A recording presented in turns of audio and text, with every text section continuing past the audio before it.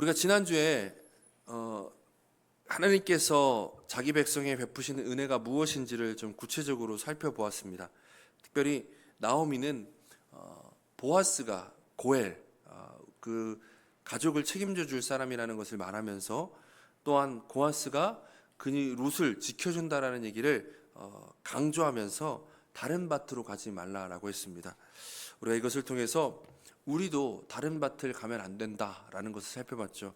오직 우리의 소망은 예수 그리스도 안에 있음을 다시 한번 고백하고 확인하기를 소망합니다.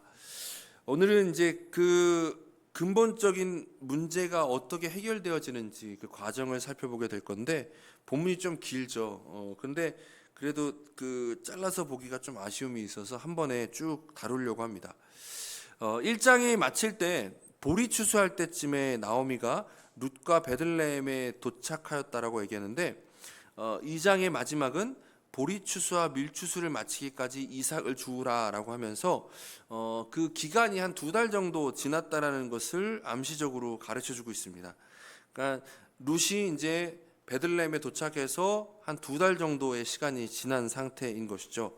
그리고 이제 그 어떤 일이 일어나냐면 그 지역에 추수 잔치, 이제 우리나라로 얘기하면 추석과 같은 날이 온 거예요. 그런 때가 이제 온 것입니다. 그때에 나오미가 룻을 불러서 굉장히 우리가 받아들이기 힘들 법한, 우리 시대에 우리 문화로 받아들이기 힘들 법한 얘기를 하죠. 보아스에게 나아가서 이제 그의 발치 이불을 들고 거기에 누우라라고 얘기합니다. 우리가 이 부분이 무엇인지를 우리가 먼저 좀 짚고 넘어갔으면 좋겠습니다. 생각해 보면 룻이 하루에 주었던 보리의 양이 한 에바쯤 된다 그랬잖아요. 에바가 20리터 정도라 그랬습니다. 그러니까 20리터 정도를 2달 정도 주었다면 아마도 이 두 여인이 1년 정도 걱정 없이 먹을 수 있는 양이 충분히 구비됐다라고 볼 수 있겠죠. 그러니까 근데 이런 상황에서 나오미는 룻에게 보아스에게 가라고 하는, 굉장히 부담스럽고 조금은 난해해 보이는 그런 명령을 하게 됩니다. 나오미는 왜 이런 것을 요구했을까요? 그냥 1년 정도 먹고 살 보리로 만족하지 못했기 때문일까요? 아니면 나오미가 걱정이 많아서, 여러분 냉장고, 그 집에 냉장고를 열어보면 뭐가 그렇게 많잖아요. 근데 이런 얘기하면 또 좀 민망해서 제가 얘기하면 안 되는데 또 얘기를 해버렸네요. 많은데 자꾸 사서 넣어요, 그렇죠? 이해가 잘 안 돼요. 왜 그럴까요? 항상 옷장에 옷을 열면 입을 옷이 없고 냉장고 문을 열면 먹을 게 없고, 그게 이제 우리의 살아가는 현실인데, 나오미도 그래서 그런 걸까요? 이 얘기를 하려고 했다가 지금 굉장히 지금 등에 식은땀이 흐르네요. 하지 말아야 될 얘기를 괜히 해서. 어쨌든 그게 중요한 게 아니라 나오미가 왜 그랬을까? 먹을 게 이미 충분히 있어 보이는데 굳이 이렇게 무리한 일을 할까? 사실 돌아보면 그 지금 보리와 밀이 있다는 것이 룻과 나오미의 문제가 근본적으로 해결된 것은 아니라는 사실을 우리가 봐야 됩니다. 그러니까 당장의 문제는 해결됐어요. 우리의 문제가 뭐냐면, 우리가 이 땅을 살아갈 때 자꾸만 놓치는 게 뭐냐면, 근본적인 문제 해결을 봐야 되는데 표면적인 문제가 해결돼서 그냥 거기에 만족하고 일희일비하면서 살아가는 게 우리의 인생이라는 것을 우리가 여기서 다시 한번 생각해 볼 필요가 있다는 거죠. 당장의 문제는 해결됐고 1년 정도 걱정 없이 살 수 있을 것처럼 보이지만 근본적인 문제는 해결되지 않았습니다. 여전히 룻과 나오미는 그 당시 사회에서 과부로서 살아야 하는 그런 위험에 놓여 있는 상태이고요. 무엇보다 언제 또다시 흉년이 찾아올지 모릅니다. 이 나오미의 집의 문제가 어디서부터 시작됐죠? 베들레헴에 흉년이 찾아옴으로 시작됐잖아요. 언제 또다시 흉년이 찾아올지 몰라요. 그러면 그들의 지금은 차 있는 것 같은 곳간이 언제 비워질지 모릅니다. 그러면 또 문제가 반복되겠죠. 그래서 보다 근본적인 문제가 해결되어야만 해요. 어제 몇 해 전에 큰 서점에 갔다가 종교란 이제 그쪽에서 이런 제목의 책을 봤습니다. 기도, 그리고 가로 옆에 슬래시하고 내려놓기, 이제 이렇게 된 제목의 책을 봤어요. 책 표지에 써 있는 말이 되게 인상적이더라고요. 자기 운명을 바꾸는 기도, 마음을 다스리고 행복을 설계하는 기도, 우리의 기도는 모두 성취될 수 있습니다. 기가 막히죠. 저자가 더 인상적이었어요. 저자 이름이 법륜이라고 되어 있더라고요. 여기서 웃지 못하시는 분들은 법륜이 누군지 모르시는 거. 제가 그 얘기를 왜 했냐면 기도라는 건 기독교의 고유 행동이 고유물이 아닙니다. 그렇죠? 모든 종교라고 부르는 이름 부르는 곳에서 기도라는 행위를 합니다. 근데 가만 보면 그 기도라는 행위의 공통적인 특징이 뭐냐면 대부분 자신들의 필요를 구하고 지금 당장의 문제 해결을 위해서 기도하는 것들이 일반이다라는 것입니다. 근데 종교라고 하는 것의 근본적인 목적은 이제 우리 기독교를 포함해서 종교라고 하는 것의 근본적인 목적은 사실 당장의 필요를 채우는 것에 있지가 않습니다. 우리가 학교에서 뭐 하등 종교와 고등 종교를 구별하잖아요. 하등 종교는 어떤 식으로 구별이 되죠? 당장의 필요를 채우기 위한 종교들을 하등 종교라고 해야죠.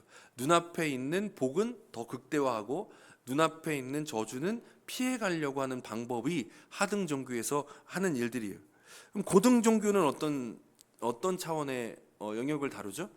당장의 문제뿐만 아니라 더 고상한 목표, 더 높은 목적을 위해서 심지어 절제하고 인내를 요구하는 종교가 고등 종교라고 얘기해요. 그렇죠? 갑자기 종교학 시간이 됐는데 세상에서도 종교를 이런 식으로 구분한다라는 거예요. 물론 그렇다고 해서 모든 고등 종교들이 답을 찾을 수 있다는 얘기는 아닙니다.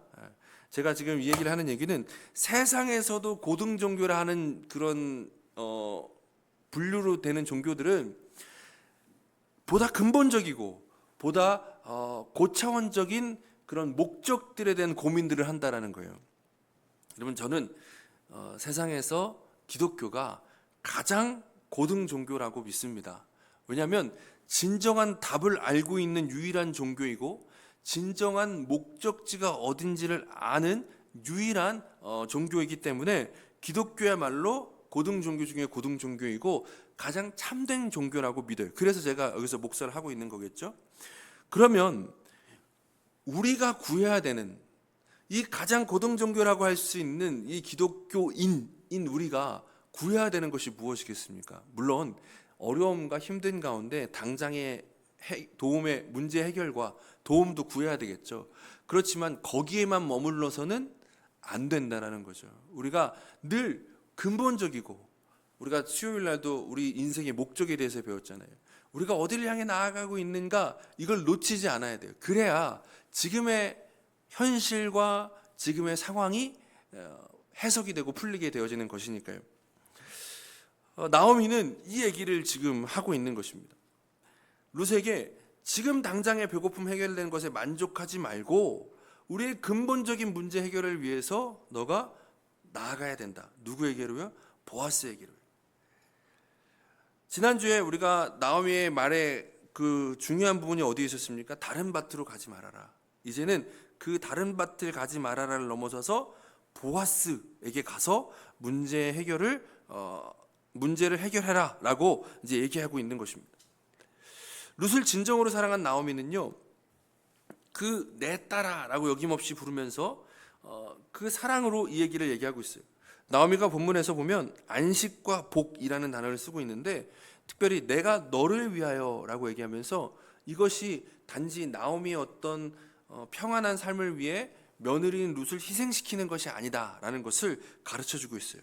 좀 더 거시적으로 보면 룻기 전반적으로 모든 문제가 어디서 시작됐냐? 남편의 죽음으로 시작됐거든요.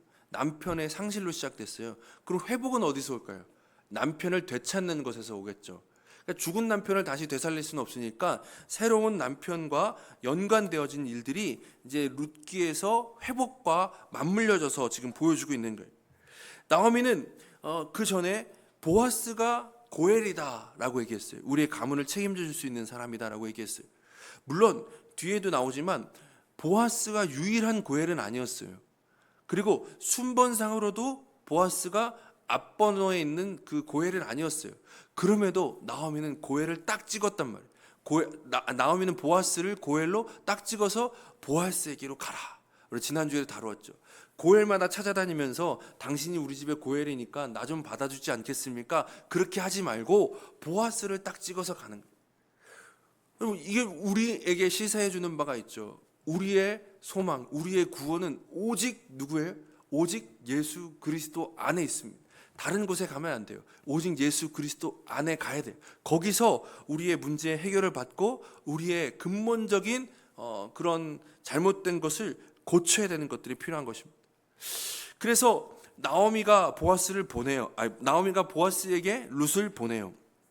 우리가 성경을 읽을 때 참 받아들이기 힘든 부분들이 사실 이런 장면들이잖아요. 우리 시대와 너무나 다른 얘기거든요.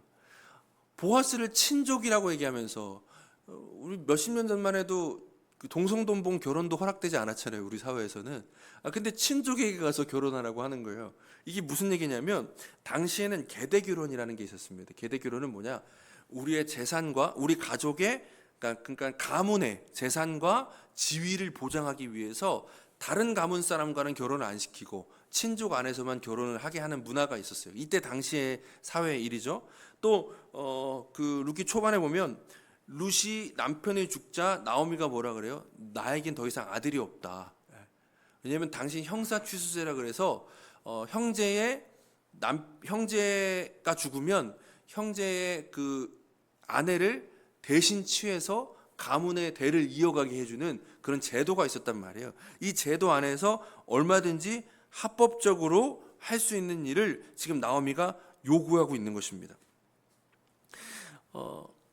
우리는 성경 전체를 통해서 이 일이 얼마나 중요한 일인지를 볼 수 있습니다. 왜냐하면 이 룻과 보아스의 만남에서 누가 태어나요? 다윗의 아버지가 태어나고 다윗이 나오고 그 다윗의 후손으로 누가 오셔요? 예수님이 오신다는 거예요. 하나님께서 이 모든 일들을 창세전에 계획하신 대로 지금 이끌어주고 있는 거예요. 그 과정 안에서 나오미는 깊은 상실을 경험했었죠. 룻도 마찬가지로 남편을 잃고 고향을 떠나와야 하는 어려움들을 겪었습니다.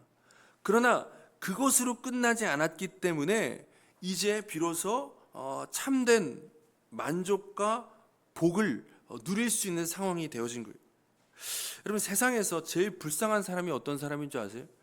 우리가 표면적인 것만 보면 자꾸 어떤 사람들을 불쌍하게 보고 어떤 사람들을 안타깝게 보냐면 원하는 일이 원하는 대로 이루어지지 않고 갖고 싶은 걸 갖지 못하고 하고 싶은 걸 하지 못하는 사람들을 불쌍하고 안타깝게 여겨요. 근데 우리가 이런 하나님의 크신 계획을 안에서 인생을 바라보고 또 룻과 보아스의 만남이 어떠한 은혜 가운데 펼쳐지고 있는지를 보게 되면 진짜 불쌍한 사람이 누구냐면 부족한 것이 없어서 주님을 만날 기회가 없고 주님을 찾을 기회가 없는 사람이 진짜 불쌍한 사람이다라는 것을 고백하게 되어져요. 이게 제가 지금 없어서 하는 얘기가 아니라 제가 많은 걸 가지지 못해서 샘나서 하는 얘기가 아니라요. 정말로 그래요. 참된 복이 누구에게 있습니까? 하나님에게 있잖아요. 근데 세상에는요, 얼마나 불쌍한 사람들이 있냐면 부족한 게 없어서 하나님을 찾지 못하는 사람들이 있어요. 예수님이 뭐라 그러셨습니까? 부자가 천국에 가는 게 낙타가 바늘길을 통과하는 것보다 더 어렵다 그랬어요. 그때 우리 마음에 뭐라 그래요? 주님, 제가 그 어려운 일을 해보겠습니다. 이게 우리의 문제인데 그렇다고 다 가난해지란 얘기가 아니라요. 진짜 중요한 게 뭐냐는 거예요. 예전에 그 송명희 시인이라는 분이 어렸을 때 소아마비가 걸려서 걷지도 못하고 말도 제대로 못해요. 그분이 쓴 시가 있잖아요. 나 가진 재물 없으나 나 남이 가진 지식 없으나 공평하신 하나님이 나 남이 없는 것 같게 하셨네. 이게 우리가 받은 복이에요. 이게 우리가 받은 복. 어찌 보면 세상에 가장 복된 사람은 어떤 사람이냐? 아무것도 할 수 있는 게 없고 아무것도 가진 게 없어서 주님밖에는 만족할 게 없는 사람, 그 사람이 가장 복된 사람이에요. 왜냐하면 천국 가면 우리가 뭐 하는 줄 아십니까? 주님으로 즐거워하고 주님으로 기뻐하는 게 천국이에요. 그 사람은 세상에서도 천국을 누리는 거죠. 우리의 삶을 그냥 단지 보이는 걸로 평가하지 않았으면 좋겠습니다. 우리의 삶을 단지 보이는 것들 때문에 일희일비하지 않았으면 좋겠어요. 그렇게 이제 룻을 이제 나오미가 보내게 되어지는데, 여기 이제 그 보라라고 얘기하면서, 자, 그가 오늘 밤에 타작마당에서 보리를 까불 것이다, 이렇게 얘기해요. 그러니까 추수잔치가 열린다는 얘기예요. 추수잔치가. 그래서 나오미가 뭐라 그러냐면, 모욕하고 기름을 바르고 의복을 입고 타작마당으로 내려가라. 이렇게 중요한 단어가 의복을 입으라는 얘기예요. 의복을 입으라는 얘기가 뭘까요? 룻이 벗고 다녔다는 얘기예요? 아니겠죠. 그 전에 룻은요, 상복을 입고 다녔을 거예요. 상복. 이제 장례 문화가 있기 때문에 상복을 입고 다녔다는 거죠. 근데 이제 어떻게 하는 거예요? 옷을 평상복으로 갈아입으라는 얘기예요. 평상복으로. 고대 사회는 지금처럼 옷이 많지가 않고 옷이 굉장히 귀했잖아요. 그러니까 늘 상복만 입다가 이제 평상복을 갈아입어요. 무슨 의미가 있죠? 이제 저는 결혼을 할 수 있는 준비가 되어 있는 여자입니다. 이제 이 표현을 해주는 거예요. 그러고 보아스에게 가게 됩니다. 본문에 보면 보아스 발치에 이불을 들고 거기에 누우라라고 돼 있어요. 한번 생각해 보세요. 그 고대 사회에서 추수잔치가 열려서 밤새도록 이제 놀고 잔치를 벌이다가 들판에 잠을 자요. 갑자기 이불을 꺼내가지고 자는 것도 되게 이상하잖아요. 근데 당시에는 이불이라는 개념 자체가 사실 별로 없었어요. 이 번역을 약간 순화해서 한 건데, 그냥 옷을 덮고 자는 거예요. 겉옷. 이게 큰 이제 둘러싸고 있던 옷을 그냥 풀러가지고 덮고 자는 거죠. 그러면 이제 그 옷을 들치고 들어간다라는 건 굉장히 어떤 그 성적인 이미지가 있는 표현이라는 거죠. 이것을 많이 순화해서 하는 거예요. 그러니까 나오미가 굉장히 적극적으로 보아스에게 가서 결혼을 요구해라라는 얘기를 하고 있는 거예요. 물론 이것도 우리 시대의 관점에서 보면 조금 난해하지만 당시에서는 얼마든지 가능한 얘기예요. 만약 이 행위가 잘못된 행위라면 성경에서 이렇게 기록하지 않았겠죠. 그렇게 해서 이제 룻이 보아스에게로 갑니다. 그가 타작마당으로 내려가서 시어머니의 명령대로 다 하니라. 보아스가 먹고 마시고 마음이 즐거워가서 곡식 단더미의 끝에 눕는지라. 룻이 가만히 가서 그의 발치 이불을 들고 거기 누웠더라. 이제 뭔가 거사가 치러지려고 하는 거예요. 밤중에 그가 놀라 몸을 돌이켜 본즉 한 여인이 자기 발치에 누워 있는지라. 이제 거사가 이뤄질 뻔했는데 뭔가 이제 조금 이상한 그 중간에 브레이크가 걸리는 그런 일들을 보게 됩니다. 여러분, 이 상황에서 가장 놀라운 일이 뭘까요? 아마 우리가 볼 때는 뭐가 놀라냐면 한 여인이 적극적으로 남자의 그 옷을 들치고 들어가서 구애를 하고 있다라는 게 놀랍겠지만, 아마도 이 당시의 성경을 봤던 룻기 시대의 이 얘기를 듣는 사람들은 사실 이 부분은 놀라운 부분이 아니었을 거예요. 뭐가 놀라운 부분이었을 거냐면 창세기에 이와 유사한 얘기가 하나 있거든요. 이 이야기와 룻의 이야기가 다르게 흘러간다라는 점에서 놀랐을 겁니다. 이게 조금 복잡하니까 설명을 드릴게요. 여러분, 님이라는 글자에 점 하나 찍으면 뭐가 되죠? 남이 되죠. 비슷하게 룻이라는 글자에 점 하나의 위치만 바꾸면 성경이 다른 사람이 나옵니다. 누구냐면 롯이에요. 롯.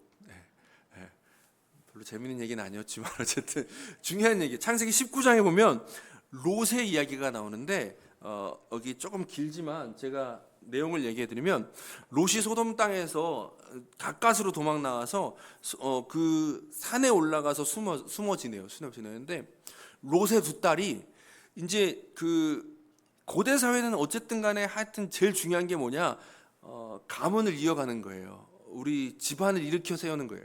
그러니까 롯의 두 딸이 뭘 걱정하냐면 31절에 보면 큰 딸이 작은 딸에게 이르되 우리 아버지는 늙으셨고 온 세상의 도리를 따라 우리 배필된 사람이 이 땅에 없으니 우리가 우리 아버지에게 술을 마시게 하고 동침하여 우리 아버지로 말미암아 후손을 이어가자라고 얘기해요. 그러니까 이게 무슨 일인가, 이게 놀라지면 안 돼요. 이게 당시의 문화에서는 제일 중요한 게 하여튼 집안 대를 이어가는 거기 때문에 큰 딸과 작은 딸이 아버지를 취하기 위해서 들어가서 눕고 일어남으로 두 아들을 낳아요. 그래가지고 그 아들의 후손이 공교롭게도 37절 보면 뭐라 그래요? 큰 딸은 아들을 낳아 이름을 모압이라고 하고 오늘날의 모압의 조상이 되었다라고 얘기하죠. 룻이 어느 민족 사람이라고요? 모압 사람이라고. 모압 사람. 그러니까 그 룻 시대에 이 룻과 보아스의 이야기를 들은 사람은 자연스럽게 창세기 19장의 이 장면을 떠올리게 될 거예요.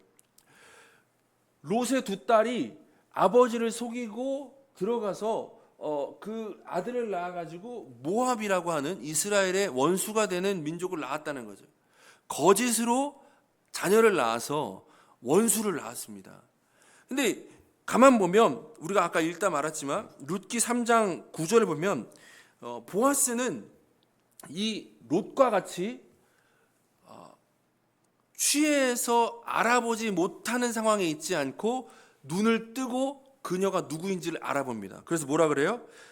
이르되 내가 누구냐 대답하되 나는 당신의 여종 루시오니 당신의 옷자락을 펴 당신의 여종을 덮으소서 이는 당신이 기업 물을 자가 됨이니이다 하니라고 분명히 상황을 인식하고 있어요.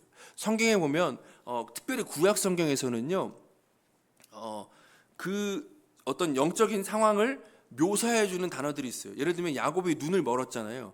그 눈을 멀어서 그 이삭이 눈이 멀어서 야곱과 에서를 구별하지 못하잖아요. 이런 식으로 눈이 멀고 취하고 혹은 동쪽으로 나아가고 이러한 것들이 지금 잘못되게 행하고 있다라는 것에 대한 어떤 그 암시를 주는 단어들이거든요.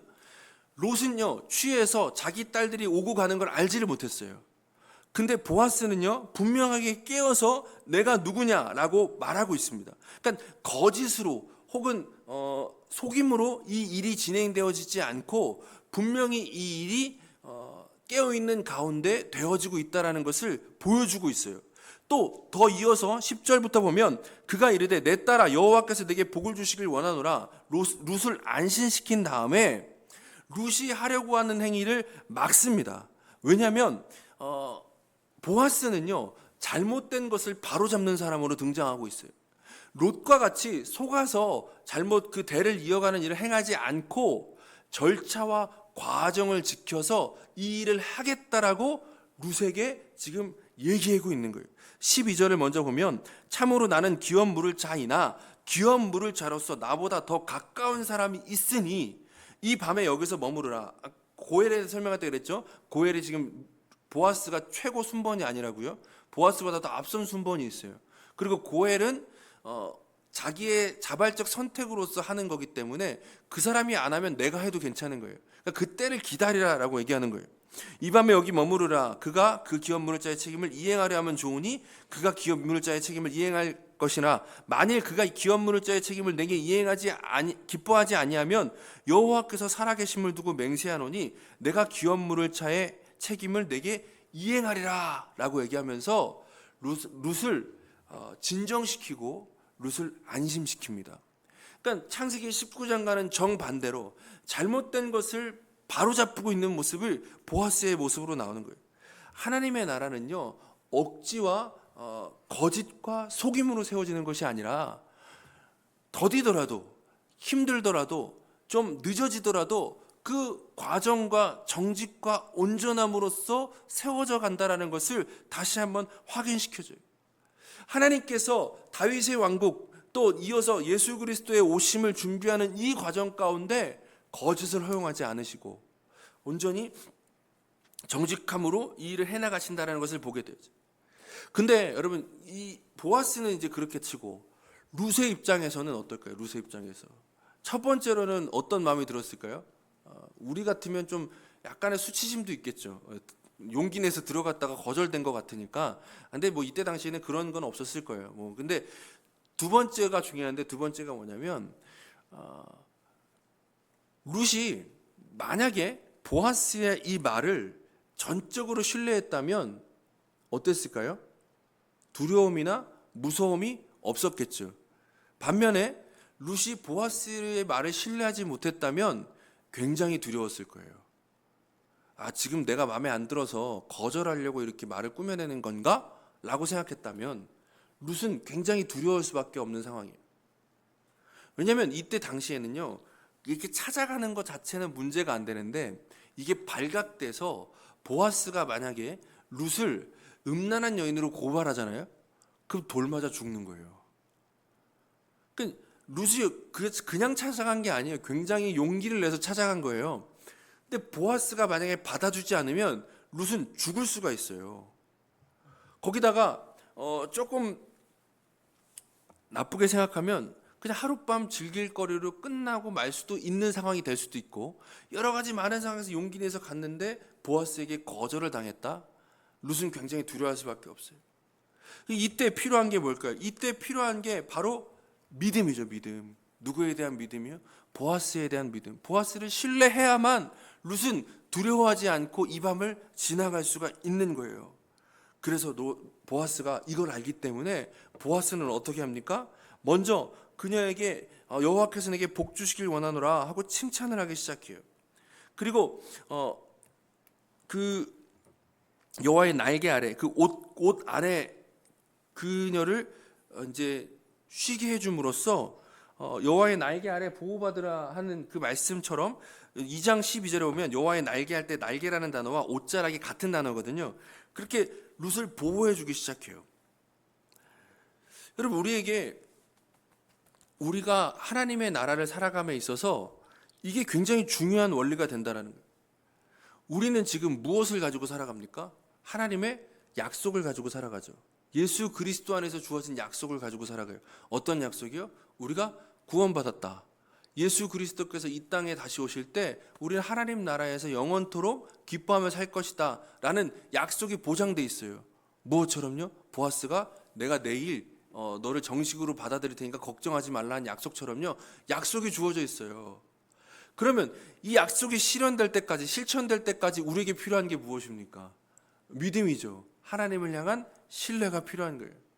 하나님을 신뢰하면 그 약속이 성취될 때까지 우리는 두려워하지 않고 불안해하지 않고 살아갈 수 있어요. 근데 이 믿음이 없으니까 어떻게 돼요?